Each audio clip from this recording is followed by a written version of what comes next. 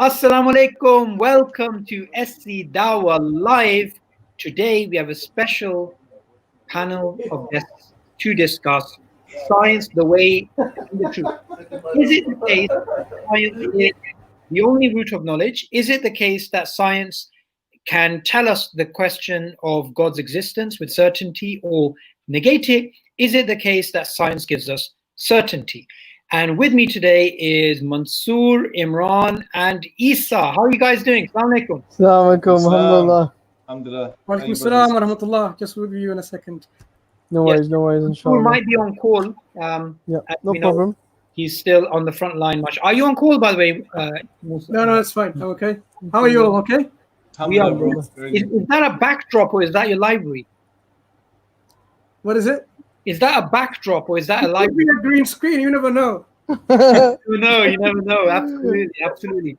Okay, so today we're going to be doing this question. We're going to be looking at, is science the only root of knowledge? Does it give us certainty? Can it answer the question of God's existence? So Mansoor, you've been debating atheists in the park since, I think, from the time that I think Isa was pretty much born. So how do you address this question when an atheist comes up to you and says, Mansoor, I don't believe in God because I have no data. I have no empirical evidence of God. How do you respond to that? So, interesting question. If an atheist asks me, tell me about what exactly, if they asked about God, how do you believe in God? No. They'll say to you, Mansoor, I don't believe in God because I don't have any scientific evidence of God, right? And they want only scientific evidence of God. And since God can't be in a test tube or God can't be viewed from a telescope, they're like, therefore, there's no God. Absolutely. It's an interesting question. We used to get these questions lots of times, right? So I have in the past tried different ways of approaching this question and see how actually people respond to each different approach. So if one time I would say, for example, this is not even a scientific question. It doesn't fall within the scientific inquiry. For example, you can't ask a question which is not within the domain of a specific field to get the answer. Sometimes I would say, what kind of evidence do you think would actually give the evidence for God? If you really think it's within the scientific scope of answering. So there's various ways of approaching. So each one, what I've noticed so far, I'm telling you from experience, that people, when you actually question them back in terms of what you're after, how would you be satisfied? What would convince you? Do you want us to give you some empirical evidence or some other rational argumentation? If it's to do with science, can science even answer this question? So they would pause and actually re-evaluate in terms of what they're asking. And then we have a nice discussion going through. Actually, is it a scientific question in the first place? Okay, let's start with this. When we talk about God, God is the one who created everything, the creator and the creation. So how can we test the creator while you're inside the creation? That's one way of looking at it. If you're inside a box and you want to know what's outside the box, what are your parameters? What are your what are the basis that you have that you can actually understand what's outside? Because while you're inside. So that's one way of looking at it. And if I were to give you some scientific observations, would that be enough, for example? What counts as sufficient evidence for God's existence? So an example that I always refer to is the example of gravity. Often we take gravity for granted that it is finely rooted within our scientific discipline and we have enough evidence for it. But actually, when we do examine this concept, gravity is not something that you can see, you can test within test tubes. What we see rather is the effects of gravity. That's all we see. We don't have any gravitons. We haven't discovered any gravitons or some particles of gravity. What we see is the pull, and we describe this pull as an effect of what we call gravity. So what we're looking at rather is an effect of something, what we call the cause. The gravity is the cause in this case, but we haven't actually seen it ourselves. So seen on this light, the universe demonstrates the effects of the creator. It demonstrates quite vividly in various disciplines, whether it's in biology, in physics, in chemistry, in all disciplines of scientific knowledge, the effects that the creator has shown that this has been in place. So that's one way of looking at it. But I would rather question, now I would like your views on it. Is it really a scientific question in the first place? Can science answer using scientific method, whether it's the method of the empiricism, empirical data and observations and predictions, can it be put under a science? So let's discuss this a bit further, whether it's a scientific question or not. Absolutely. Jazakallah khair, Mansoor bhai. And just to increase the scope of that question that Mansoor put out in the end, so I'm going to put this to you, Imran. When me and you are discussing things about what philosophers say and how it's distinct from what scientists, sometimes popular scientists like Richard Dawkins say, there's obviously a discrepancy. And you see the likes of Michael Roos writing about the God delusion, which in the God delusion, God is a scientific hypothesis which is being tested and supposedly fails. So when it comes to philosophers like Roos who say the God delusion makes me embarrassed to be an atheist, what are the reasons why philosophers are so apprehensive to admit what the atheists want them to admit, which is that science is the only root of knowledge, and therefore it should answer the questions about everything, including morals, ethics, and theology. So why is it that philosophers are adamant this is not the case, and does science have limits and presuppositions? Yeah, so to answer it simply, bro, anyone, you don't have to be a philosopher of science. You can, someone that just reads a basic introduction to the philosophy of science. One thing that becomes apparent is that science is a method, and it's a method that's specifically designed, if you like, to address a certain portion of reality, meaning that it only specifically deals with the material physical world. And the way it works in the most lay terms I could put it is the human being observes the world around him. So through the senses, we see things, smell things, taste things, touch things. We observe the world around us and gather observations, gather data, and then we reason upon this data. This is how Bertrand Russell summed it up as well. That we reason upon this data, and then we come to a conclusion, right? We come up with an idea, if you like, a theory. We suggest something based on our reasoning upon the observations. And this is what you would refer to as science in a nutshell, simply put. And that idea that we have at a particular time is open to revision and change throughout history. So there's two things we need to understand from the perspective of the philosophy of science, which I think are important to our discussion today. Number one, science deals with a certain aspect of reality, which is the material world, the physical world. It can't deal with anything beyond this scope, right? And there are other aspects to reality that need to be understood and dealt with as well. The second thing is that science, even within that sphere that it can deal with, the material physical world, it can't give you absolutes. It can't give you certainty. It can't give you absolute facts. It can just tell you what's most likely correct and true from the perspective of the time, the data, and the individual that's actually observing these things and trying to understand these things. So these two things are very important to understand. And these two things go a long way in breaking these myths, if you like, that are put out there by certain atheists and new atheists, such as Richard Dawkins and so on and so forth. And it's interesting because these very individuals don't want you to study the philosophy of science. They push you away from it. And this is one of the reasons why, because they don't want these simple, evident facts to be known by the masses that, science is a beautiful method. Muslims love it. We love it. The Muslims, practiced it throughout history. But it's a method that deals with an aspect of reality and tries to just simply understand it the best they can. That's it. And therefore, when it comes to the question of God and even morals and ethics and all of these things, science doesn't have a foot in the door. It doesn't have a foot in the door. Absolutely. Thank you so much for that answer, Imran. I think it's concise, and I definitely want to ask you some follow-up questions in regards to the limit presuppositions of science as well. Now, Isa, mashallah, over a number of years, you've obviously dealt with atheists, and you yourself studied biomedical science. So I want to ask you this particular question. We've dealt with this idea that science can't be, we've summarized the idea that science can't be the only root of knowledge.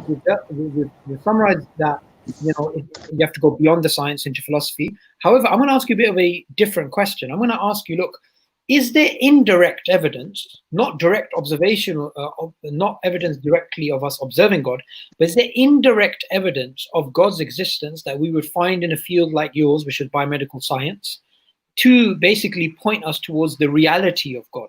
Is this something that you think is worth exploring when it comes to us evangelizing to atheists? Yeah, so look, if you just look at just science in general, in terms of even the human body, the complications and how complex it is. I remember showing you, when I was studying, actually, I remember showing you a map. And this is a very normal, I mean, look, the simple form is like, for example, something like the Calvin cycle, right? I don't know if you guys know about this, but you memorize something called the Calvin cycle in the first year of biochem, and it talks about the carbon fixation, the reduction phase, the carbon formation. It goes through the whole cycle, right? And this is something basic you have to memorize. But then by the end of your degree, you're looking at these biochem maps inside your body, and people have no idea that these exist. This is the map, yeah? That's a biochemical map of the functions and the cycles that happen inside your body. So if you're telling me that, could this be written on a paper if there was like an explosion and there was ink? Forget the actual function, but just having that written, it wouldn't be written on a paper, let alone existing inside our bodies. So of course there's so much. I mean, you look at simple things like how muscles move. People don't think, they think, yeah, you just move your muscle. The amount of reactions and the breakdown of ATP and ADP and triphosphate, and just to move your arm, right? From what angle, or from where are you coming from that you say that, look, you know what, this is all just random, and we observe these kind of random things are happening in our life as well. Of course it points to ultimate design, just from some of the simple stuff that I've studied. But to add to that also, bro, you have to understand that, do you think in the villages you can go and tell them about science in Philippines? These people, do you think those people that they understand science, and that's the only way for them to understand or come to a realization of their, their purpose of life or their existence? So of course not. That's a very narrow mindset if you're going to just limit it to science, just because it's worked in certain aspects for you. I mean, are you going to use science to make your little daughter understand why she shouldn't have done that? Are you going to use compassion? Are you going to use wisdom? Are you going to use other things? So yeah, definitely, I think narrow approach to just use one angle. Yeah, I really like your practical approach, because what you're essentially saying is, let's look at it practically. You want to teach someone some morals, whether it's your child or somebody else. Are you going to give them a periodic table and point out right and wrong using the, a particular subatomic structure is, right, and this particular structure is wrong? No one does that. It doesn't make any sense. However, I do remember many years ago when you were studying and you were showing this picture, it was just like unbelievable, the design, the precision, the power, the thinking that a human would have to go through to put that together, let alone what a human like you has to go to in order to pass the degree, which is another matter, right? You just have to sort of study it and say, okay, fine, here's the exam, I understand how it works, I understand how if you change the variables you get different results, perfect. However, imagine if you were told by scratch, and show the viewers that picture again, please, while I'm speaking. You were told by scratch, yeah, this is the image. Like, look at that, right? Isa, tell us, what is that? It's not just one. There's many metabolic pathways, and not just that. It has to be right. It has to work. There can't be an error inside it, because if there's an error, right? If there's an error in like a chemical production plant, there is a disaster, right? The batches won't come out right. It won't function. Imagine there's an error inside your body, but if there's a small error, people basically they can't function properly, or they die, or they have mental health issues, or they can't function. So imagine this, it has to work, and is created, and it's inside your body that you don't even know about. Absolutely, absolutely. And look, I generally like to give people a very simple argument, and that simple argument is this. If you want to block off all the doors of knowledge except science, most of the knowledge that you hold in your cranium, which is rational, cannot be scientifically justified. And we can do a simple thought experiment to show that. So let's look at this. The first thing is the vast majority of human knowledge is actually testimonial. Why do we believe in Genghis Khan? Why do we believe in Napoleon or Alexander the Great? It's testimony, nothing to do with science. Okay, now let's look at morality. Morality is the driving force of human behavior. Can you actually prove morals, the existence of morals, using science? No, you can't. Mathematics and logic, again, something which science presupposes, not something that science can prove. And likewise, we have metaphysical questions. Where am I? What am I doing? Why do I exist? Are there other minds? What's the nature of consciousness? Mind-body dualism and all these types of questions. Purpose of life, all of these things, they are metaphysical questions, nothing to do with science. Additional to that is truth. What is the value of truth? Is truth intrinsically valuable or is it instrumentally valuable? Something that we had a discussion on another live chat on SCDawah maybe a week or two ago. So none of these things can be explained via science. These are things we show the limits of science and the presuppositions of science. And what we're doing today is we're inviting people onto the show to have a live discussion with us. Do you agree with us? Do you agree with us that science has limits? Do you agree with us science has presuppositions? Do you agree with us science does not give you certainty? And do you agree that there are other routes of knowledge, and to reach God's existence, we can go through the fitrah, which is a natural innate disposition, or through spirituality, or through logic, or through philosophy, or through another means, introspection, or whatever. It doesn't have to be science. You're using a screwdriver to basically try and drill a hole in the ground, right? You're using the wrong tool for the wrong job. So if you start off with the wrong foot, you're not going to get to the right direction. You're not going to get to the right place you're trying to get to. So let's boil down to one particular question, which I was alluding to earlier. Mansoor, when you have these atheists, and these atheists are being adamant, they're being adamant that, look, I need, as a human being, certainty. And the only thing that gives certainty in the world is science. Nothing other than science. And science for them has become into a type of religion. It's become into a type of philosophy. And they try and take science and they say, science has nothing to do with religion. Science itself, it's a product of rationality, it's a product of atheism, it's a product of secularism, as if theism, or Islam in particular, has nothing to say or do with science, right? How would you challenge that history? How would you question that way of thinking? Very good question. You see, when people come with these type of questions, obviously either they're not very well read on this subject, and they're emotionally driven because they have some kind of passion about science versus religion, because they have somehow seen how religion may have caused some obstacles in their development, in their social development and the moral development. When I say moral development, all we're talking about eventually is being free and being liberal in the sense.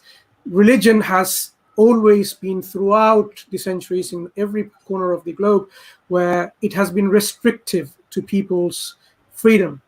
It restricted the way people, how they behaved, how they even interacted with people, how they had relationship with others, whether the same member or the opposite member, even how what they ate or not.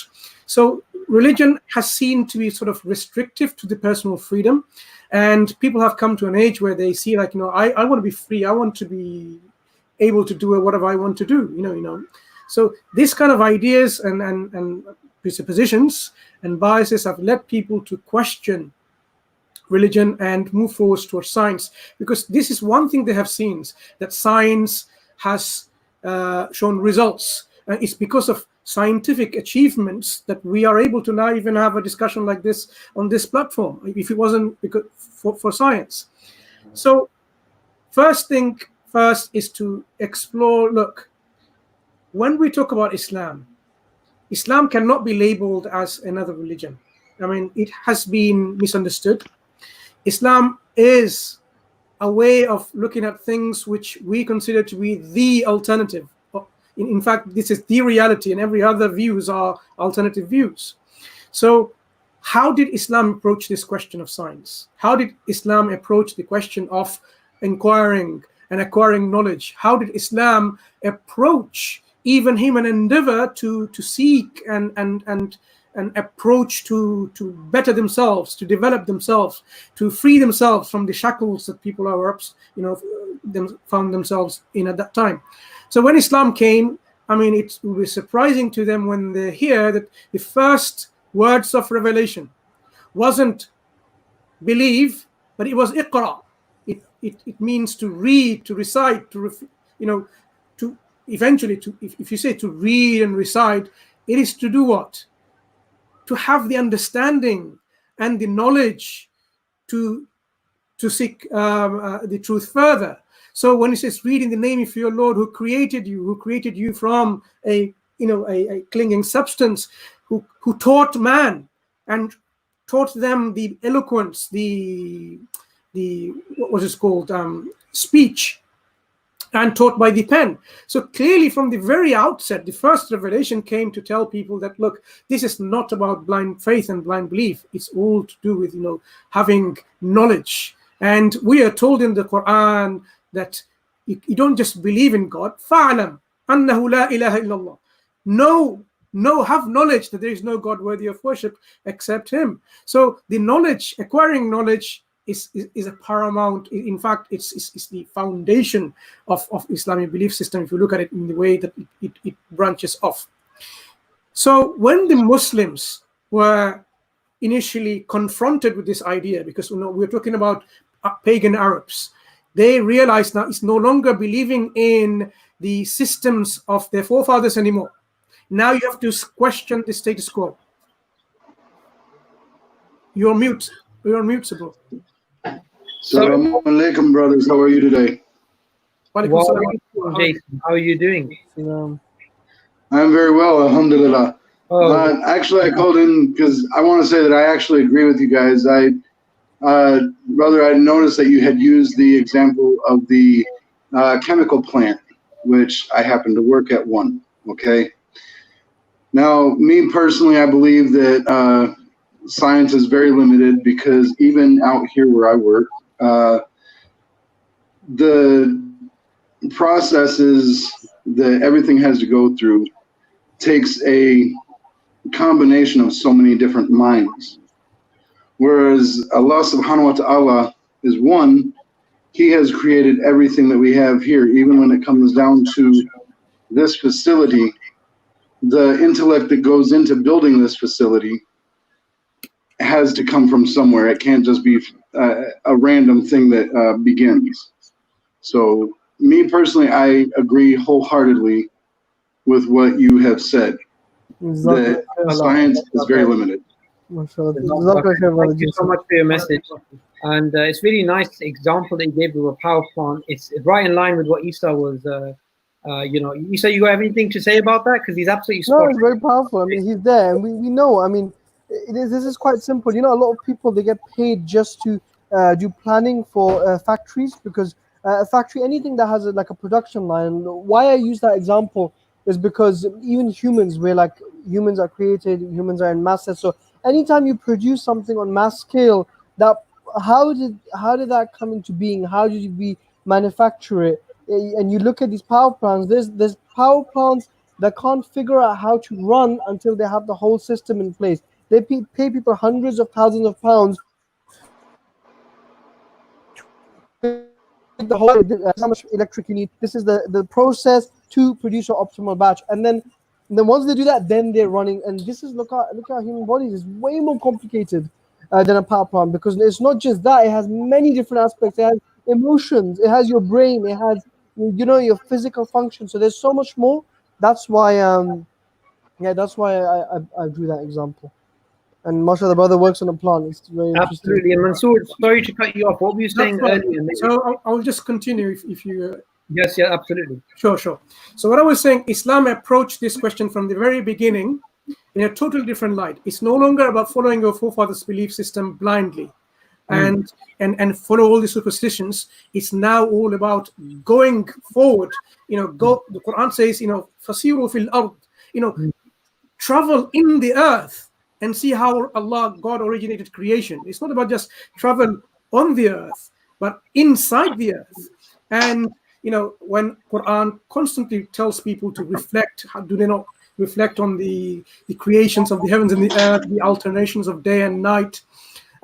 If you look at the Quranic chapters, is throughout the Quranic surahs, this reflection and pondering ayats are there for people to reflect. In fact, it even addresses the non-believers with this kind of questions, like أَوَلَمْ يَرَ الَّذِينَ كَفَرُوا أَنَّ السَّمَاوَاتِ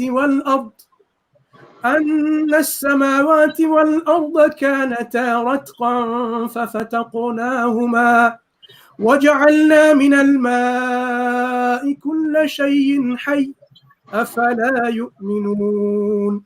So it starts with an address to not the Muslims and the believers, but saying, do not the unbelievers see, those who have not yet believed? And it ends with a rhetorical questions. Would they then not believe? So what do we see that between an address of the questions that, oh, do you not see this? And would you not believe? We expect some kind of evidence. And in fact, the Quran gives an argument and evidence from astronomy and biology in one single statement. It says that the heavens and the earth was joined together as one piece, and there was separation. And that is the understanding that we have today. And then every living thing was brought from water. And that's why when we search for life somewhere else, extraterrestrial life, we ask, was there any evidence of water? So the Quran has, from the very beginning, have enlightened people, open up their intellect and their faculties of reasonings to explore the reality all around us, to understand how it's been created, and it's been created by a creator who's all knowledgeable and created with wisdom and purpose. So it will be totally wrong for someone like what the people that we experience in Speaker's Corner or elsewhere to say that Islam had nothing to do with about science and scientific establishment and scientific progress. In fact, because of the Quranic revolution, Muslims started exploring the reality, and they excelled. And how did they excel? They started to see what they knew from the available understanding of reality, the scientific understanding. Then they started then looking for what are the sources of information out there from other cultures, for example. What about the Romans and the Greeks and the Persians and the Hindus maybe? And they started assimilating this knowledge and say, okay, that's what they know. And it started now developing and giving their input on this. And that's why you will see they excelled in astronomy, in astrophysics, in botany, in biology, in chemistry, in mathematics, in optics, you name it. This is how they excelled. Why? It's because of the impetus the Quran gave to exploration of the reality, to know the creator. So it will be totally unfair and wrong to say, no, Islam did not contribute to the human development of scientific understanding and so on and so forth. Absolutely, and that's a brilliant answer. I think that's a very concise answer. And also what I love about the answer is it's showing the Islamic tradition of science.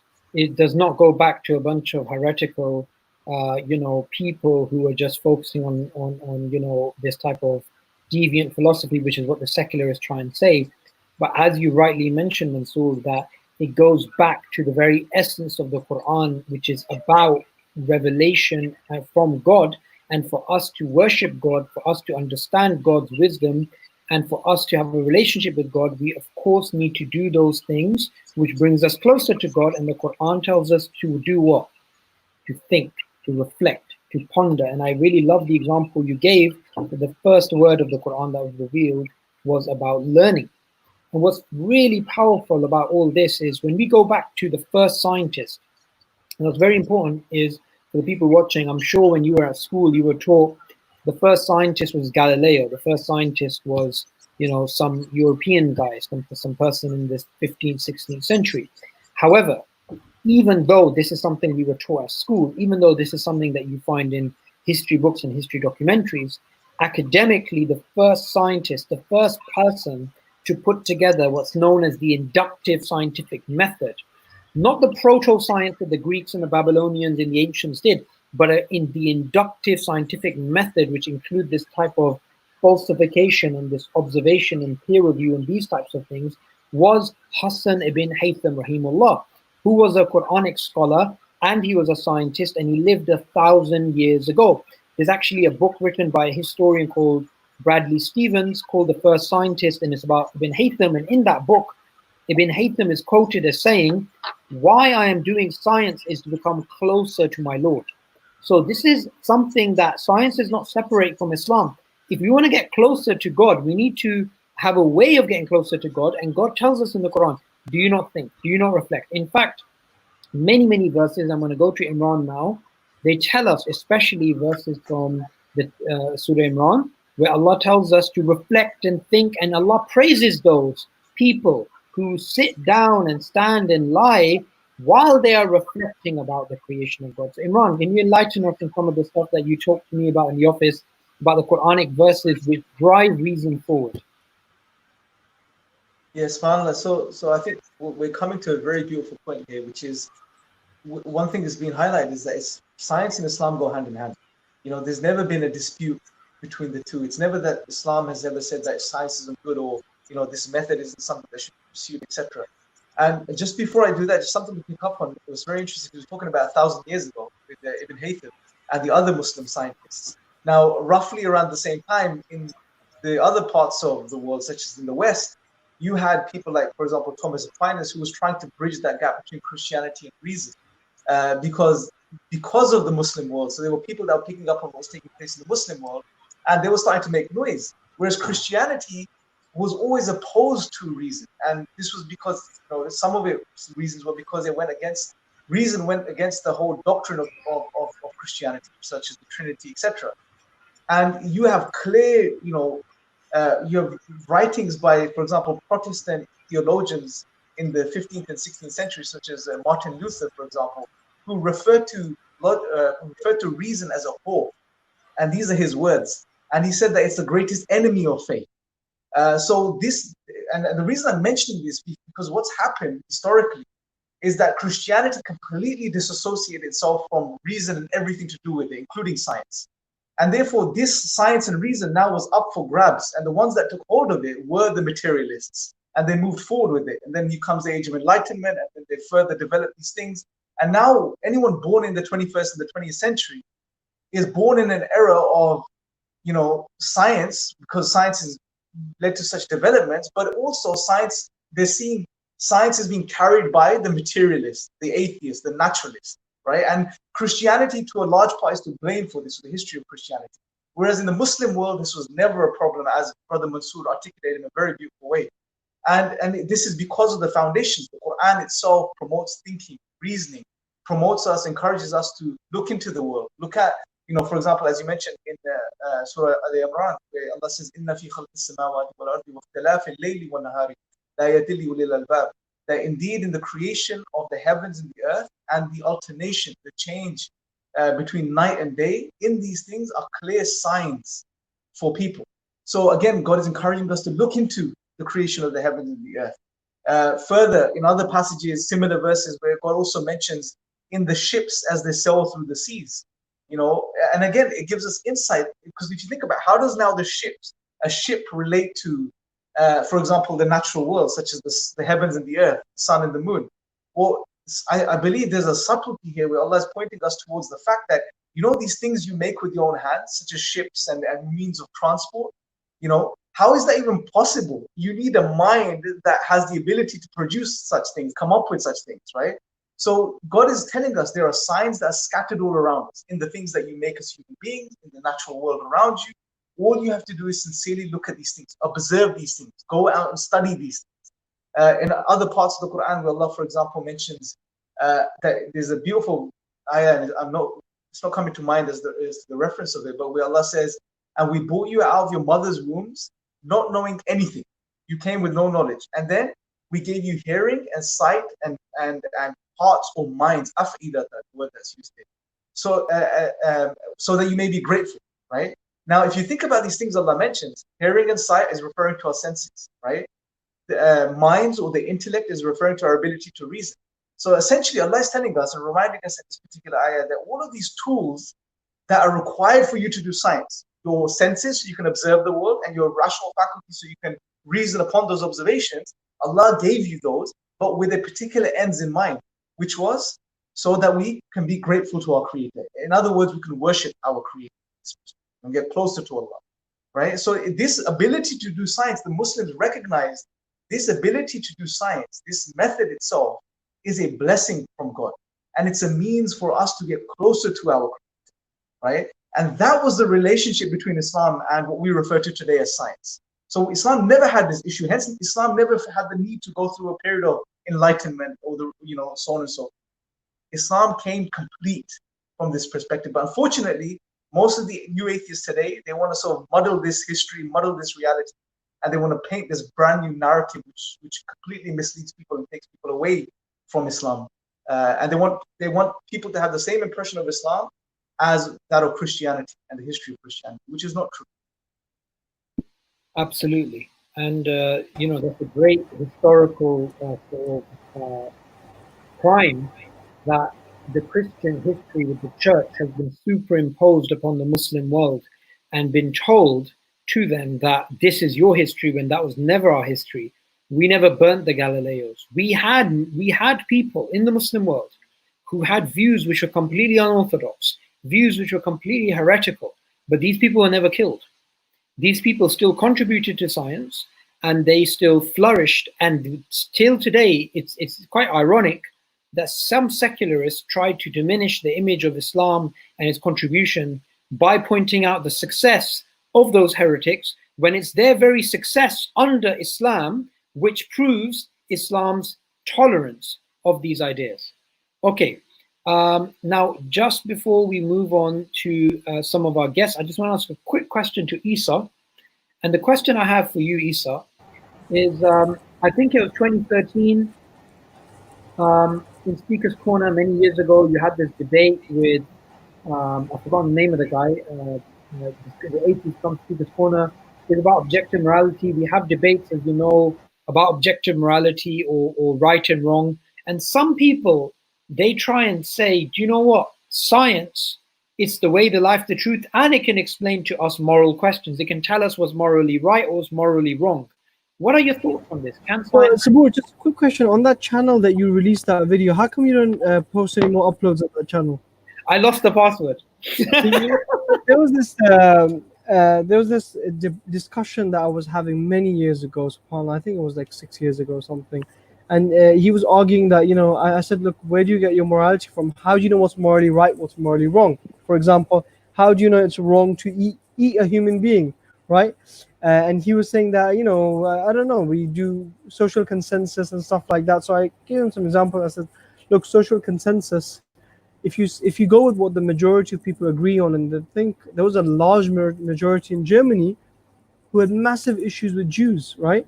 And they were in concentration camps and stuff like that. And even today, we see masses of people who stand for something that's completely wrong. So just because there's a large group of people agreeing on something doesn't mean it's right. And I told him, I said, okay, so in Fiji in the 1800s, the first missionary that came, they ate him.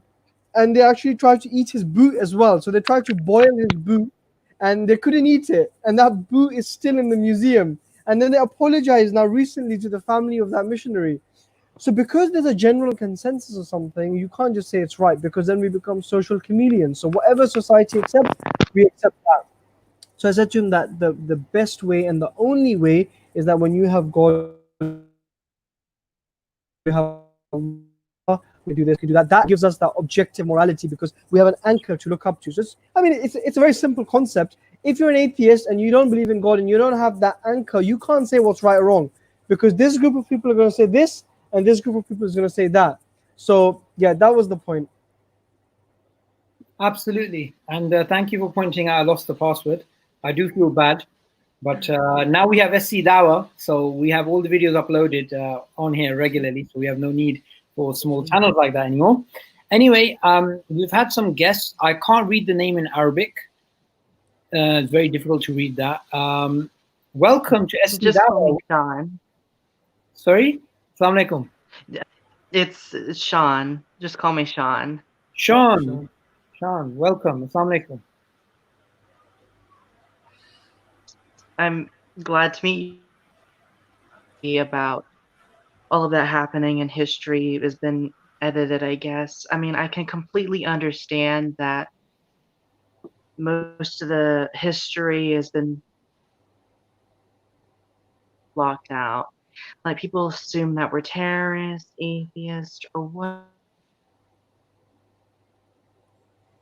Okay, we're having some audio issues. So we're going to go to Jihan. Assalamu alaikum, Jihan. Welcome to SCDawah. Wa alaikum assalam. I'm so happy, brothers, that I'm speaking to you all now. And brother Mansour, I'm your big fan. Absolutely, you are amazing. Love you, brother. Peace be upon you all. Sure, Jazakallah khair, Assalamu Jazakallah. alaikum. What about this guy here? This guy. To be honest, I'm new in England, so I haven't seen them all on the YouTube. Normally, I'm watching on If the you're new YouTube in videos. England, then you'll find this guy in Southall. Yeah. This- So I don't have really much time. I wanted today. I connected here because I want to say I want to show the atheist brothers, the atheist friends, that to find a God, you don't have to be really expert of the science, or you don't have to know the biology, astrology, everything, because I want to give an example. With an example, I think then you will understand me the better. So if I show you now, for example, this is my example to find the God, to find the Allah. If I show you this rose, you see this rose? Actually, I hope it looked like rose because I tried you know, Looks the like a draw good, but sunflower. I'm not really good. Do you see it? Sunflower, yes. Yeah, we see Yeah. it. So if I say this rose and this pen was here, just a wind blow, and this pen draw it, this rose itself, no any power, no any mankind to touch it, and probably all atheist brothers will laugh at me, because when you look at, yeah, it's not really look like nice maybe, but design on it, the brain, you can understand that the brain, somebody think about it, and somebody especially try to draw it. But when they looking at all the universe as everything in the amazing, the balance, and they still try to reject that there is a God, there's a creator, that's amazing. Because if any atheist say, I believe this is happened by this because of the wind, wallahi, I will believe them as well. But they will say no, but they didn't see who drew it. You didn't see who drew it, but you say because we didn't see the God created the world, we don't believe the God. Why you don't believe this rose that been drawn by this pen, just by the wind? And I give you the reason as well, the wind. But you don't want to believe it because you say there's a design. There is a design, there is a measure on it. And when you check the whole universe, there's an amazing balance, amazing the measure on everything. But you say, because I didn't see the God, I can't believe.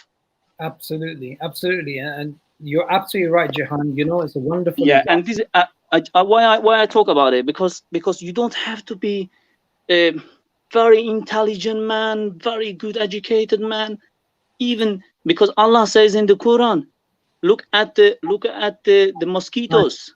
If you want to find me, look at the. I've watched a brother how he converted Islam. He was talking about that. I was really ready, and I went in my room. I opened everything, and I'm saying to Allah, please show me even one small miracle. I'm ready to be Muslim. Don't you want to be Muslim? Don't you want me to be Muslim? Come on, give me just one miracle. And he said nothing happened. And I checked the Quran, and I opened the Quran and says, look at the leaves falling from the tree. How we kill them, and we bring them alive again. Absolutely. And you know, this is my reasons, brother, and I hope we'll be good example for the people who still saying, I don't believe because I didn't see the God. But you didn't see who drew this rose, but you don't want to believe it happened by itself, by this pen by itself, no any power on it. Absolutely. Thank you so much, Jahan. We Very really welcome, brother. Thank you very much. thank you. Mansur, brother, I love you, brother. Peace be upon you. When you speak, please turn on your mic, please. Mike. Yeah, I'm microphone. here. I can't hear him sometime well. Okay, no problem. Thank you Okay, so much thank for you. giving us that Thank you very example. much. I always say this: the best examples are the simplest examples, and it kind of reminds me of an example that Imam Ghazali gives of an ant that's crawling on a book, thinking Yeah, the letters and these things are basically of value. Sorry, they're not of value. They're basically meaningless signs, when in fact they are something of a lot of importance. So thank you, John, for joining us. very And welcome. Thank you very much. Allah bless you all, brothers. Peace be upon you all. thank you. Walaikum assalam. Shihan, I think, Sean Sean. or It's Sean. Sean. Yes. Yes, Sean, welcome back. It's nice to meet you all. We had some audio issues with you earlier. There you are. You go on and off. I'm not sure what the problem is. Can you hear us now? Sure. I'm not. My hands are off. Right. Okay. What was the comment you were making before you got cut off? Well, I'm just wanting to say that actually I can see what we were trying to mention here, that Islam is put into a different category entirely, and I completely understand that. History has been edited saying, oh, Islam is this, oh, Islam is that. I can completely understand why I can understand you guys that were put up in 100 years ago or stuff. I can understand what you were trying to say, and I completely. Thank you very much for your comment, Sean. And it's absolutely true. This is why people need to study history. And it's very important for us to know our Islamic roots, how the early Muslim civilizations functioned, what role Islam played in the development of science, and all these types of things. And these things are very, very important. They're very, very important for us to actually understand the importance of engaging with these ideas. Now, I want to go to Asad Rao.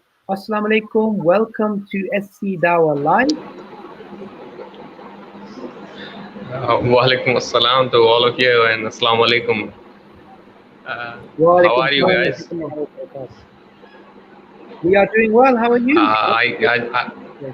I just can't tell you how happy I am to join here. I mean, talking live to you guys, being a fan of you for last couple of years, listening to you on YouTube, watching your videos, and being kind of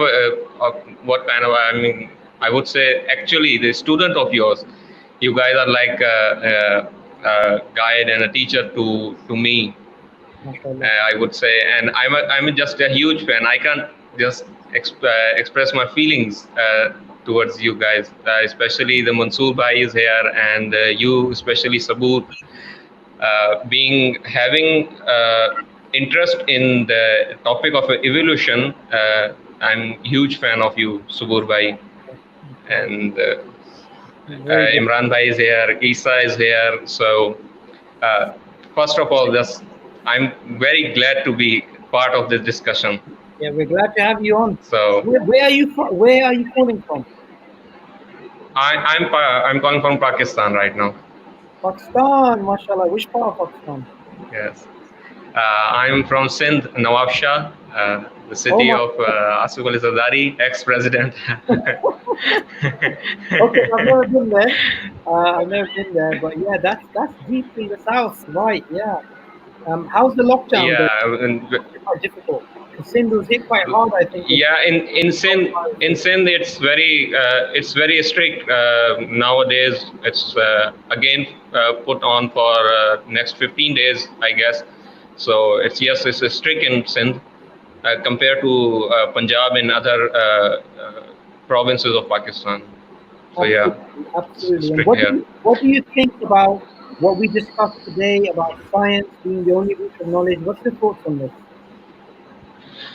Being a student of science, and I never feel this field as a contradictory with the religion or with my belief or with my faiths. And I must say, mashallah, you guys, and as I already mentioned earlier that I was following you guys for last couple of years. You guys really helped me a lot, and your work really helped me a lot with these little confusion which come, when you are in a field of science, working here, working in a field of science, and then suddenly this thing, the professors who are graduated or done their postgraduate from the European side, they have this kind of atheistic thinking here, and they just trying to pretend themselves, or I don't know what they do, but they just try to pretend themselves to be a modern, and they with the subject they just try to teach you that Islam is an old way of thinking, and you should try this new modern and liberal way of living and lifestyle. So in that way, I would say that if I, or if individual, a student as an individual, if he don't not have a knowledge of a relationship between science and Islam, like you guys are talking right now, if the student do not have that knowledge, I must say that he will be in a trouble. Because being a student of science for whole of our life, we don't go to, for example, we have different kind of education system. You either go to madrasa for your life, or either you come to this side of education. Or by what I mean by saying that being a student of science, I mean by belonging to this side of education. So here you do not hear a lot of things about Islam, especially these. I would say that these are the more intellectual side of Islam which you guys are talking. I would say or ask, trying to bring benefit with your presence here, that I heard something one teacher mentioned in front of me. I was discussing something with him. He tried to mention that he says that already people have produced life in a lab. Some scientists in some part of the world have produced life in lab. I didn't have any idea of what he was talking about, what towards he was referring, whether it was true or not. But because of listening to you, I just respond to him in a way that, okay, let's consider it, that if it's true, what you are saying is true, that life is created, life has been created in a lab scale, or some scientists have created it. Okay, let's consider it to be true. Even if we consider it to be true, then it is more. It is again. It is a proof towards that life, for coming into existence, it needs intelligence. In this case, the intelligence of a scientist. It was not random. Yeah. They use equations. They use. Absolutely. I am pretty sure that they were not successful in the first time. They did it again and again and again and again. Very precise amount of energy, very precise amount of time, very precise amount of circumstances, and all the surroundings and all the atmospheres. And then they were able to develop the life. Even if you consider or you convinced by it that they developed a life in a lab, you cannot deny the fact that the very precise knowledge and the information was required for it. Yeah, absolutely. Thank you so much, Asad. We're going to move on to Jama now, just because of time and there's a few other people. But it's absolutely... Yeah, and it was really great to be part of this discussion. I would say it again. It was really great. I will never forget this. Yeah, thank you so much. Make dua for us. Thank you very much, all viewers. So you're absolutely right about that, and there's some videos on my channel which you can actually watch on that topic as well. Jama, assalamu alaikum, welcome to SCDawah Live. Wa alaikum salam wa rahmatullahi wa barakatuh, akhis. Yeah, I'm really glad you guys have also like time now to talk about Islam instead of like the interfaith discussions and stuff like that. I have a question. It's a bit out of the topic, but I hope it doesn't. It's just not. Is it related to science, the way, the life, the truth? It's related with science, but about like how do we know like who the current scholars are like in our time and what Islamic based- scholars? yeah. Yeah, that's Since that not is really difficult. that's not a question for this particular episode. That Yeah. we're dealing with science, the way, the life, the truth, and that's the sort of question that is outside of the remit. So if you've got a question about science, the way, the life, the truth, we can address that. Not really, but can you guys also talk about like next time for the next time about like But the current for SCDawah, our limit is to give dawah to non-Muslims, to call to La ilaha illallah, to explain to Christians and atheists and many people across the world about why Islam is true. And this type of question is not within our remit. Okay. Also for thank I you. also saw like videos of him like also posting about the miracles of Quran or the literature or something like that. Sorry, say that again. Last time Mansour and Muhammad also did like a series of the how do you say that, like how the Quran is like a miracle in recitation and in Arabic. So perhaps if you have time or things like to discuss about scholars. Okay. I'm not sure. Maybe Mansoor can answer what. Yeah, I think what the brother was referring to, a series of lectures I did, as much as I can do justice to the topic. Of course, I'm not an expert on this topic, but I did a 3 or 4 part series on the linguistic miracles of the Quran and what actually is the linguistic miracle and what constitutes the linguistic miracle, I mean, in the language itself. So this is not about science, but itself had the elements where the Quran used the phrases and terms about the natural phenomena, and of course science excuse me, deals with natural phenomena and how these linguistic aspects linked with the miraculous understanding of the amazing understanding of reality from the language itself. So an example I can share with you all here, relevant to the question we had from our brother earlier on. Scientists have not created life in the labs.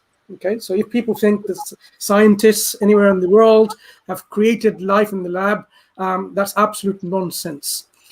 What they have done, maybe they may have duplicated cells, they may have cloned some cells from existing materials. When we talk about creating life, start with your raw materials, start with certain materials of basic blocks of DNA, for example. Then start from there and see how it comes. You know how back in the beginning of the 19th century, when people were saying we have now got amino acids forming in our lab, and then we can form eventually proteins, from peptides to polypeptides to proteins. But we know how unstable the amino acids were, even with the control conditions. So today, even if we were to try, it doesn't go beyond this. So you can't just bring about life through the organization of this complex machinery, because it's so complex that you can't do it. And one of the reasons why, it's you only need to study this a little bit, like the example that Brother Isa was showing earlier on, how complex the pathways are, whether it's the metabolic pathway and so on, or the actual downstream pathways within the DNA. It is so complex and so harmonious that you cannot just, even with our current understanding of science, bring about these kind of systems in place. We try so much to do robotics and artificial intelligence to mimic biological systems, but still we are not able to mimic the organ systems that we have in the capacity that can function. For example, the human brains and the the ability of human brains to bring about all these information systems and to do computations compared to the best computers. So they have not created life in the labs. Secondly, Quran actually gives an example, a parable, and it shows that Allah says, "O mankind, here is an example, a parable for you. So listen to it attentively and carefully. Those who call besides Allah," if they were to, I'm paraphrasing now, if they were to even create a fly, they won't be able to create it. And if the fly were to take something away from it, snatch something away from it, they won't be able to retrieve it from them. How, weak is the one who's seeking and the one who is sought. So this is in relation to the question about the linguistics aspects, how Allah described within the linguistic a parable, but yet described a phenomena in which it's very astonishing. A fly, if you look at the fly, the way the fly, takes in food. Sorry, Mansoor, just to cut you off there. Yeah. I believe that's Neil Castro from Honduras. Am I wrong? Can someone unmute him? Where is he and what is he doing? Assalamu alaikum. He's on a road trip. MashaAllah. Mashallah, I'm so happy to see you all. Mashallah, to meet you all. I am driving a truck right now in the state of Georgia going to Chicago, alhamdulillah. Make sure you drive safely, brother. I mean, alhamdulillah, I'm so joyous. Wallahi, to meet all of you. Sabur, you're a hero. Mansoor, I love you for a second. All of you brothers. Wallahi, I wish I could see Ijaz and Hamza. Brothers, I've been listening to these beautiful streams, wallahi, and particularly this one today. It is mind-boggling. Why this, subhanallah, there is so much proof presented in the Quran, and through logic and through reason, wallahi ladin. I've just been listening to everyone. As to, it is so easy to understand that there is a creator. There is Allah subhanahu wa ta'ala. But subhanallah, Allah has already made it very clear to us, in the Quran, that Allah says, وَإِنَّ لِلْكَافِرُونَ إِلَّا فِي غُرُورٍ. They are all in ghurur. They are deceived. Subhanallah. No matter how much they want to continue with their propaganda of, atheism. Wallahi ladim, we know that we are upon the truth as Muslims. We know that the Quran is the truth, is the ultimate truth. And Islam is the ultimate religion. This is what I tell people. If there is one God, it is Allah subhanahu wa ta'ala, who has no partners, no equals of any type of kind. And who is the only one that has the right to be worshipped alone, purely and sincerely. Like Allah says in Surah Al-Bayna, وَمَا يَعْمُرُوا لَهُمْ يَعْبُدُوا اللَّهَ مُخْلِصِينَ لَهُ الدِّينَ حُنَفَاءَ. Subhanallah, I am so, subhanallah, there's just so much, that it makes me think, But alhamdulillah, all I want to say is that your brothers are doing an amazing job. Wonderful. May Allah subhanahu wa ta'ala reward you all and make your scales heavy, wallahi. I mean, Brother Neil, is that a green screen? Oh, here? It is the curtain of the truck. So, Brother Neil, you're from Honduras, from what I remember. Yes, I am. Yes, and Honduras is a wonderful place. We have a Dawa center there, and mashallah, you were donating in Ramadan. You're a convert to Islam from Honduras. I just want you to tell us, because many of us in our era, we know about Honduras. Isa, he's been going to Latin America, so have I, and we've seen people are close to the fitra there. People are natural. Tell us about the people of Honduras. Wallahi Ladim, the last time I was in Honduras was in 2010, perhaps. I went to see my relatives. Wallahi Ladim, what you have said, Tabur, is absolutely true. The people are upon the fitra, natural fitra. I have seen it myself. For example, the people display it in many ways. Like for example, in the buses, they say they have titles like Dios es amor, which means God is love. And simple things like this. They know it, you know. It is just that the people need a little push of the truth, you know, in order to bring them, you know, to their senses, you know, and clarification. Wallahi ladim, as I mentioned to you, Sabur, wallahi, that, you know, I've been Muslim for 18 years almost, and it's been hard. It's been hard for me to call my people, my own family, and subhanallah, as Allah subhanahu wa ta'ala made it clear that they are the most difficult to call to, first of all, you know. My own family. Absolutely, absolutely. And you know, Neil, mashallah, the thing is that you know the importance of dawah. You know how receptive people are. Do you think this content that's on SCDawah, do you think this content, if it was translated into Spanish, do you think a lot of people would benefit from it in Latin America and in Honduras? 200% yes. 200% yes. I totally agree that it needs to be translated, and this needs to be propagated to the people of the Spanish speaking languages in order to draw them closer to Islam, because the people are very simple. My people are, if I can compare my people, I can tell you a perfect comparison.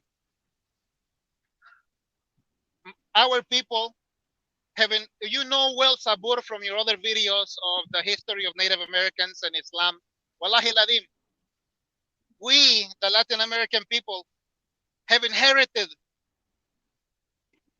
what the Muslims of Spain left in the 14th century. The converted Muslims, they brought all of it, all the culture, every single little thing that you can imagine of, they brought it to the Americas, and it has been left there, and it is still alive within our culture. Very much so. I try to tell this to my family, but believe me, Sabur, I basically faced a silent rejection from all my family members. Absolutely. And that really hurted me, because they are also in denial of the truth and the reality. And unfortunately, you know, Allah says in the Quran to the Prophet, "Innaka la tahdi man ahbabta, walakin Allah yahdi man yasha. Inna Allaha samiyyun alim." Absolutely, absolutely, Neil. And you know what's fascinating? You're absolutely right that the history of Islam in that region, it's so common to have the name Umar in Latin America, or Tariq in Latin America. It's unbelievable. And these are Christians, these are Latinos who have these names. Subhanallah, my cousins, my female cousin's partner, guess what his name is?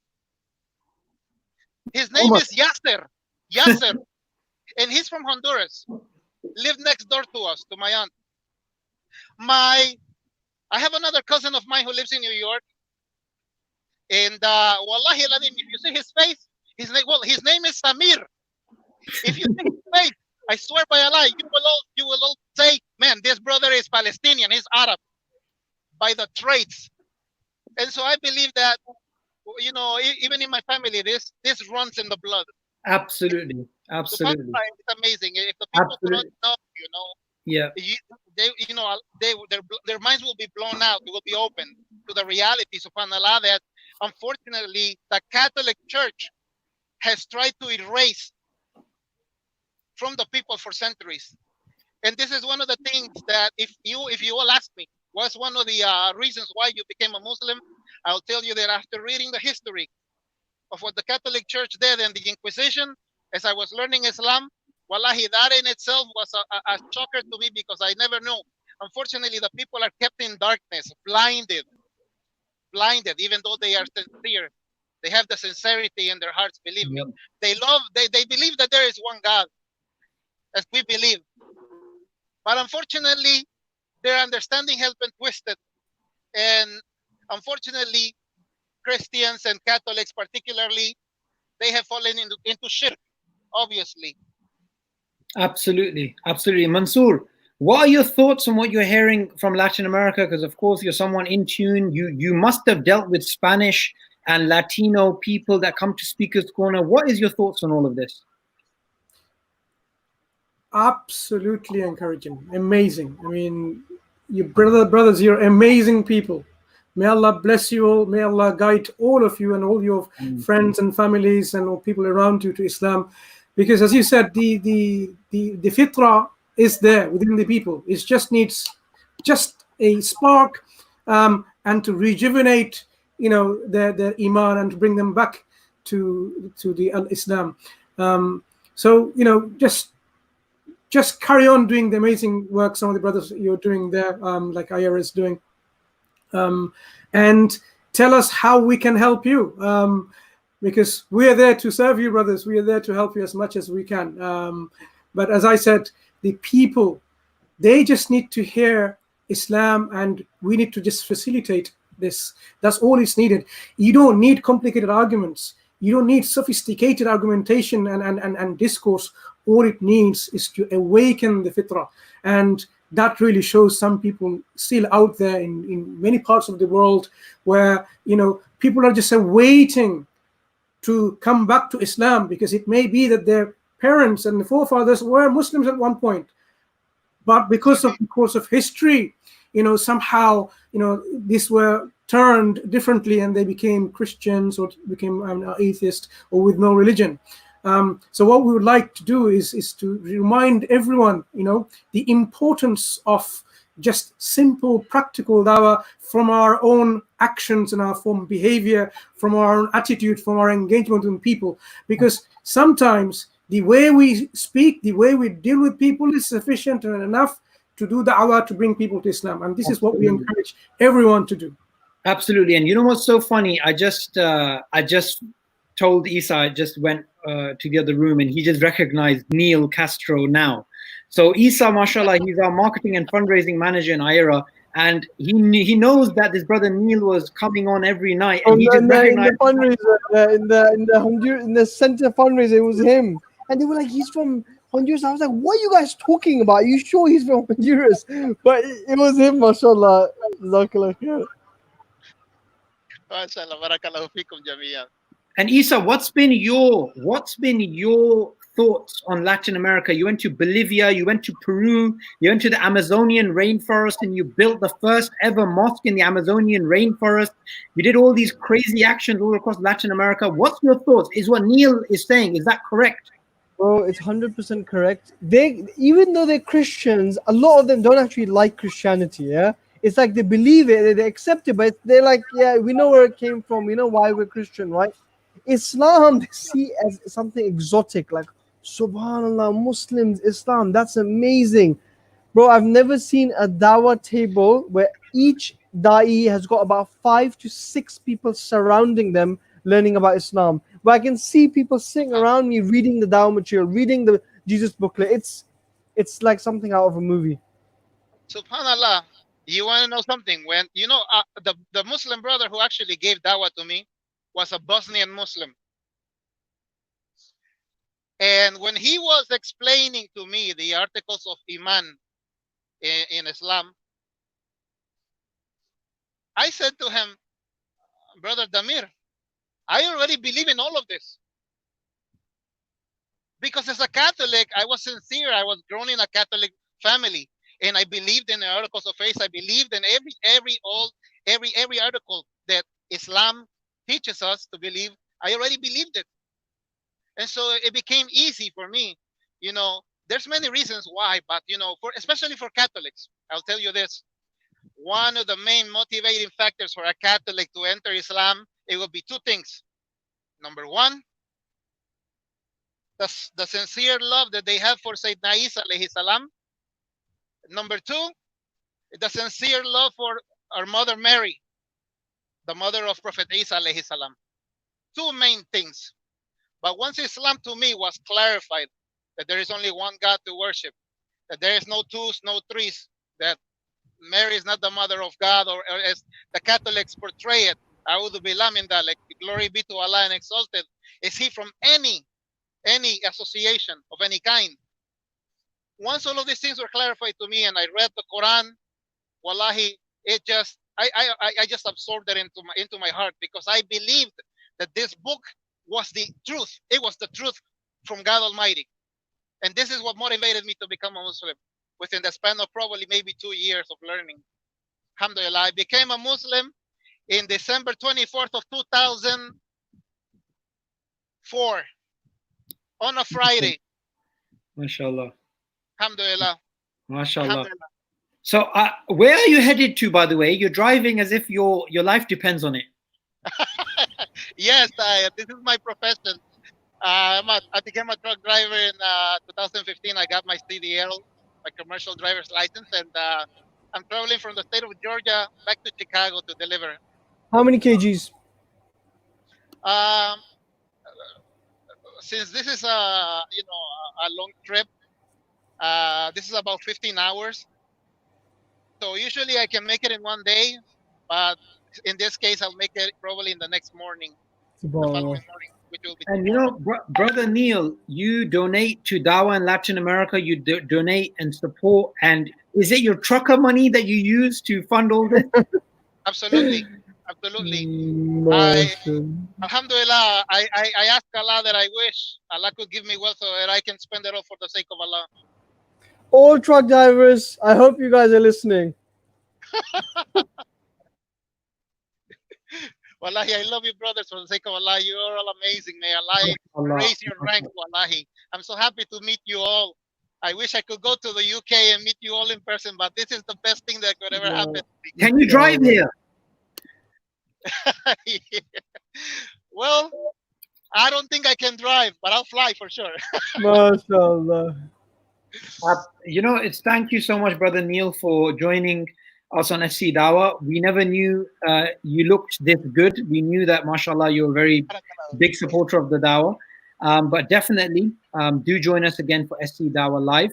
So I want to do closing remarks with everybody. Brother Neil, just stay with us. We're going to do closing remarks on the topic of science, the way, the life, the truth. We're going to start off with Brother Mansoor, who's going to explain, is science the only tool to measure reality? Is science the only way to achieve truth? Is science the only way we should be looking at religion and theology? The simple answer is no, the short answer. And the long answer is like, no, it's not. Because science gives you an aspect of reality and how things work using the particular tools and methods. And it suffers from, or it has its own limitations and restrictions, and it can only operate within this scope. There has to be other avenues of knowledge, and one of this, foolproof avenue of knowledge is what we call revelation. This is a direct communication from our Creator that becomes source of knowledge, which is indisputably, infallible. And this is what the role of the prophets and messengers were when they brought this message.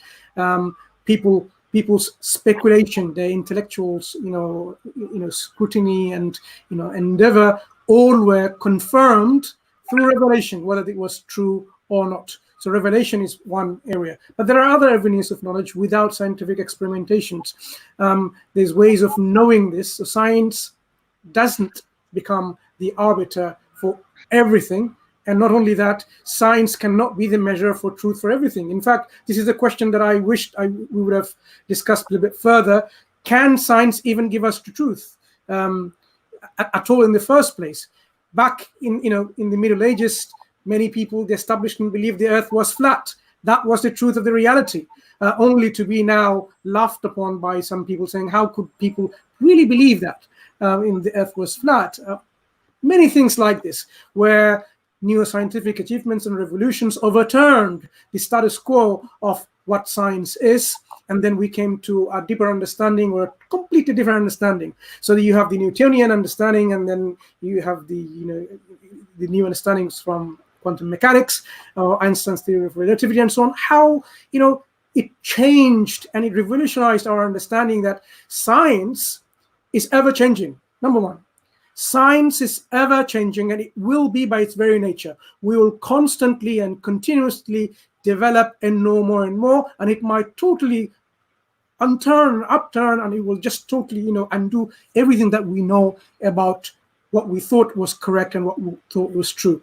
So science, by its very nature, cannot give you the absolute reality and absolute truth. It can only tell you the approximation of what we can know from what we have based on our tools and the methods that we use within these tools. So it is a way of knowing certain things, but that cannot be used as a measure to know the truth or the reality. I mean, there are other avenues, as I mentioned. Absolutely, Mansoor Bhai, and that is a great way of actually summarizing this topic. I think we haven't definitely not done justice to this topic yet. We may have to cover it a few times to actually go through it. So maybe next time we can do has science actually, undermined God, and then we can also do, is scientism a real problem in the world? In one earth is this thing called scientism, which people speak out against. So Imran, how would you wrap up this topic? Because we're running out of time. Actually, we've just had 2 more guests, so I'm not sure if we're supposed to be giving them time. But if anybody needs to go, they can go. So what I'll do is I'll get Mr. Denver 25 to speak, and I'll put his question to Imran as a wrap-up. Welcome, Mr. Denver, to SCDawah.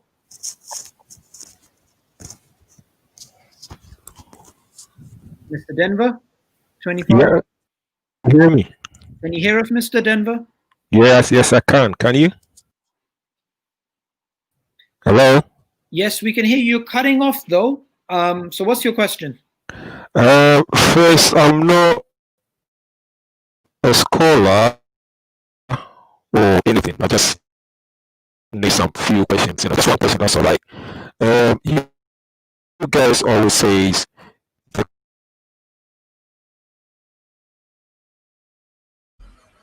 Looks like we've lost him, Sabur. Do you want to move to our next guest, Nelson? Yes, Mr. Nelson. Assalamu alaikum. How we doing? Wa alaikum salam wa rahmatullah. How are you? Yeah, my question is, I took the Shahada 2 months ago. If it were for the coronavirus and thing, made me change my life. In other words, but hey, and I was wondering. I was a classical musician. I'm classically trained, and I've been talking to brothers and sisters about the legality of music in Islam, and from what I can say, it's like a judicial black hole. Like some schools think it's haram period. Some schools say that as long as if the music is not indecent nor promoting sin nor anything like that, it's permissible. What do you guys think about it? So thank you.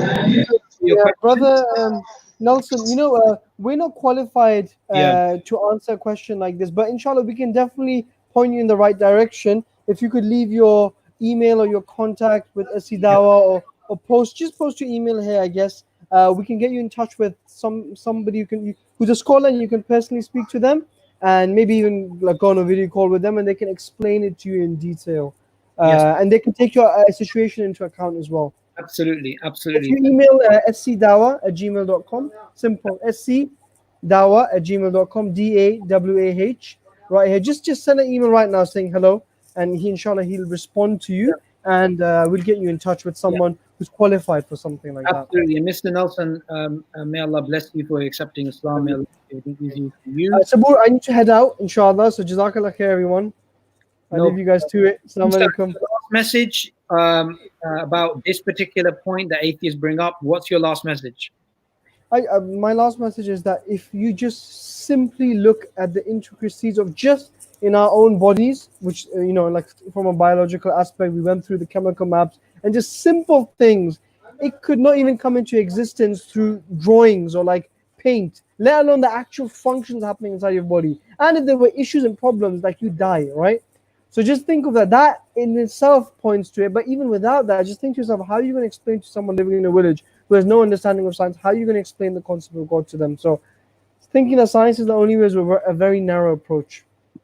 Absolutely. Jazakallah khair. May Allah bless you, Isa, for joining us on Dawa. Imran, your last message? No, that just science is a beautiful method.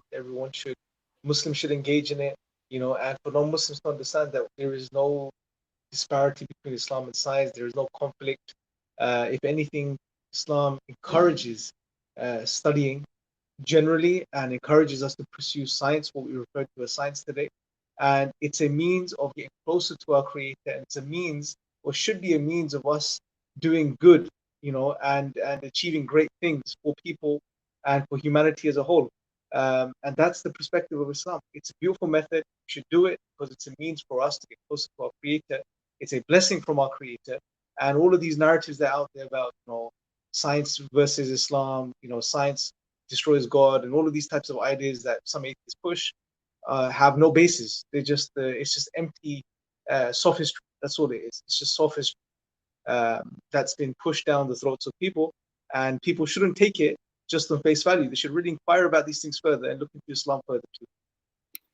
Absolutely, absolutely. Thank you so much for your time, Imran and Mansoor. Today's show, we managed to actually cover a whole range of topics, not just science. Well, that's just the way it goes, depending on the guest. But I'm really happy to finally meet Brother Neil, who's been a long-time supporter of the Dawa. May Allah bless you guys. Inshallah, we'll be live again on Saturday and again on Wednesday to be talking to people about why the message of La ilaha illallah, the message of Islam, makes sense and why you should come to Islam. Thank you for joining us. Assalamu alaikum wa rahmatullahi wa barakatuh. Wa alaikum assalam wa rahmatullahi.